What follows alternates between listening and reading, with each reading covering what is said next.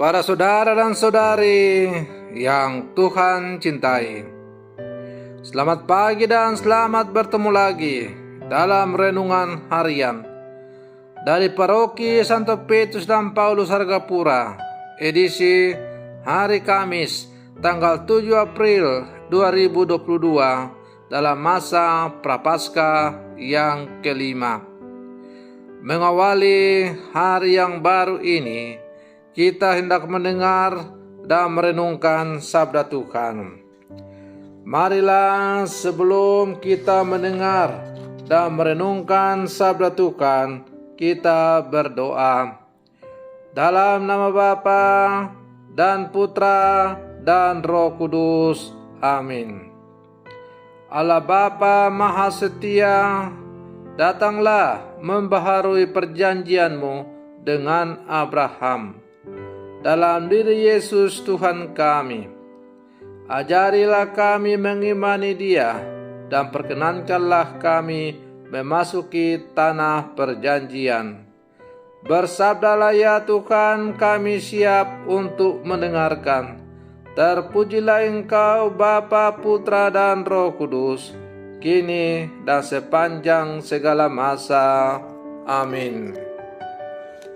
Para saudara dan saudari yang Tuhan cintai, sabda Tuhan yang hendak kita dengar dan kita renungkan untuk mengawali hari yang baru ini diambil dari Injil Yohanes pasal 8 ayat 51 sampai 59. Tuhan bersamamu. Inilah Injil Tuhan kita Yesus Kristus menurut Santo Yohanes. Sekali peristiwa, Yesus berkata kepada orang-orang Yahudi, "Aku berkata kepadamu, sungguh, barang siapa menuruti firman-Ku, ia tidak akan mengalami maut sampai selama-lamanya." Kata orang-orang Yahudi kepada Yesus, "Sekarang kami tahu bahwa Engkau kerasukan setan, sebab Abraham telah mati dan demikian juga nabi-nabi. Namun Engkau berkata, barang siapa menuruti firman-Ku, ia tidak akan mengalami maut sampai selama-lamanya. Adakah engkau lebih besar daripada bapa kita Abraham yang telah mati? Nabi-nabi pun telah mati. Dengan siapakah engkau samakan dirimu?" Jawab Yesus, "Jikalau aku memuliakan diriku sendiri, maka kemuliaanku itu sedikit pun tidak ada artinya. Bapa-Kulah yang memuliakan aku. Tentang Dia kamu berkata, Dia adalah Allah kami, padahal kamu tidak mengenal Dia.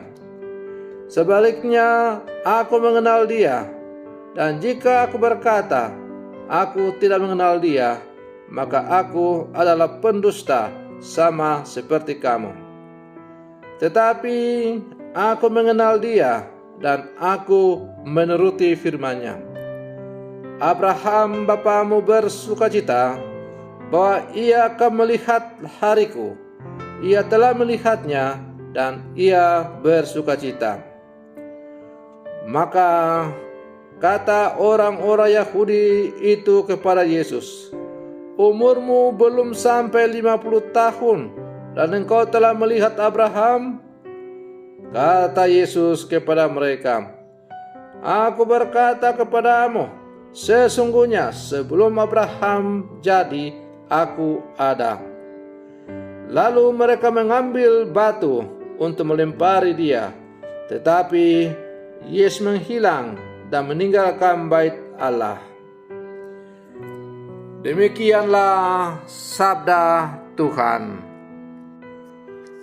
Para saudara dan saudari yang Tuhan cintai, sebelum iman akan kehidupan abadi, orang Yahudi percaya bahwa keabadian dalam tanda kutip, mereka ditentukan oleh keturunan mereka.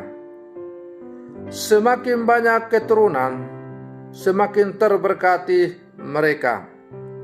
Semakin mereka kaya, semakin mereka terberkati.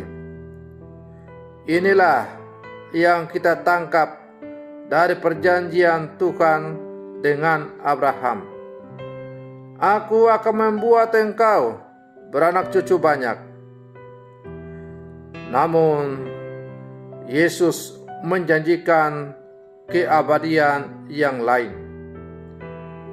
Sungguh siapa saja yang menuruti firman-Ku, ia tidak akan mengalami maut sampai selama-lamanya. Janji Tuhan kepada Abraham masih mudah dipahami. Namun, janji Yesus ini sangat tidak masuk akal. Karena itu, orang Yahudi mengatakan dia kerasukan setan. Apalagi mereka menambahkan Abraham dan para nabi juga telah mati. Adakah Yesus lebih besar daripada Abraham, bapa leluhur orang Israel?